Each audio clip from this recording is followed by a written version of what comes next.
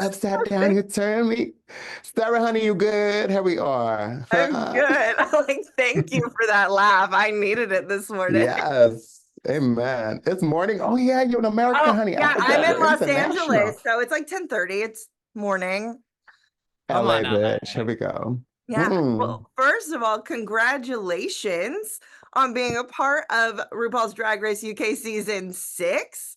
This is Yeah. amazing. Mhm. Yes, Tell it's so Mhm. amazing. Let's get sixtening. Exciting. I like it. I just need to know when you got the call letting you know you were cast this season, how did you celebrate? Oh, I mean, I celebrated by calling up the designers, getting my sewing machine out and like Go ahead. on the wefts to my human hair bundle. You know, that's how I celebrated. The celebration was let's get this like together, let's get the package ready. It was very much go, go, go. Yeah. I think for me, it was more, I was like, girl, you better do that Saturday gig tomorrow because you gonna need some wong da dong dong. It was very much a like, I think it's one of those things like you almost can't fully celebrate because like you have to keep it to yourself. So like there was Mhm. like, I was like, okay, we need to put the celebration on pause and we need to the coochie together. Okay. You know what I mean? Yeah, it was very that. Please Now we're tell me. celebrating. Yeah, I was like, please tell me you've at least celebrated Oh my God, Oh yes. yeah, So, yes. 100%. Yeah, yeah. She's been eating all week. Thank you. With the little Aperol spritz. Gorgeous. Here we go. We love Mm. that. When people talk about prepping for Drag Race, I don't think people understand what really Mm. goes into it. So, can you give me a little bit of what the two of you did to even get ready to start the game on day one? I think Mm. the struggle for me at the start was, you know, as local queens, we know a couple streamsters here and there, da, da, da, but then like to have build those connections with designers, that's pretty hard. Mm. Especially with you know, everybody's got their own budget, everything. Mm. I'm grateful enough that I make all of my own hair for the most part. So I did all my hair, I stoned my clothes, had you know my cousins stoning dresses or whatever. Traveling up and down the country for fittings, so like Brighton, London, Manchester, so that I can get these garments together. It was a lot. It was very, very tiring. Yeah. I'm getting like flashbacks right now. The trauma. Yeah. Yeah. I think it's one of those things where, I mean, I applied and I didn't realize part of application is you can't get on the show. So when Yeah, I like found you out, I might was possibly like, get on. no, honestly, I was like, wait, most people probably already have people lined up. Maybe that would have been a good idea. And then suddenly I'm like, I don't. So, honey, I literally normally at the club will wear some like lingerie and like a little something you take off. Like, you know what I mean? So I could go down to H&M, you know, but it was one of those things where I was like, oh my God, these are like, oh, so you need to prepare your package. And it's like a lot of the aesthetics may not necessarily be something like Relisa does. So I was like, wait, who do I go to? So I think that was definitely, I could actually, it was the most anxiety inducing period of my entire life, like Mm. trying to get ready. Because the thing is, you want to represent, you don't want to turn up, like, you want to put your best foot forward. You want to obviously, like, you know, try to give as this the best version of yourself at that time. Obviously, like, since then to now, she's still evolving. But that was like it was a jump, skip, and a hop, and a, oh, she's got to wear a dress, honey. Thank you. She's going to be covered. So she might have to put a corset.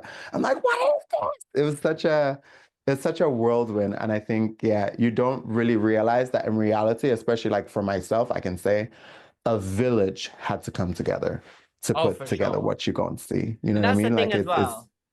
Like me and Ree, we wear a lot of, you know, skimpy, sexy outfits outside of yeah, the show. And then a little string.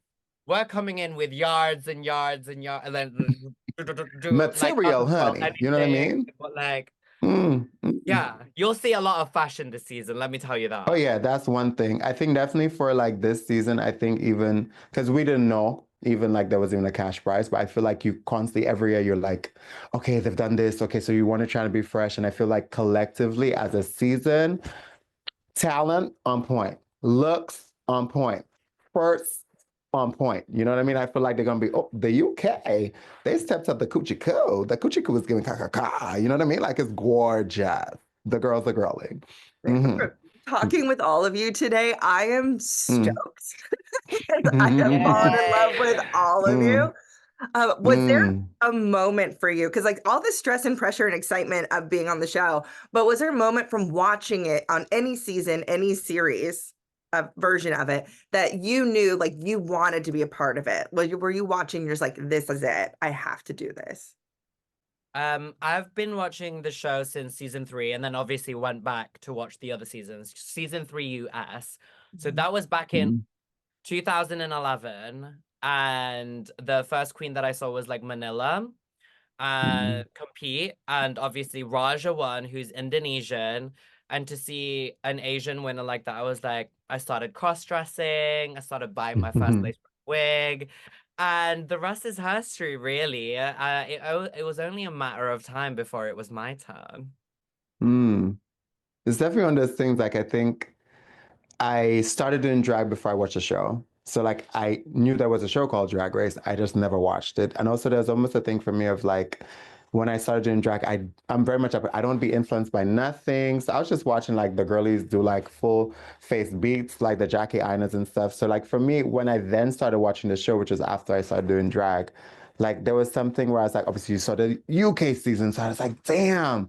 And I knew basically anyone who's like, babe, the UK scene is small, especially when I started, honey, there was not that many. After lockdown, after season 2, it exploded.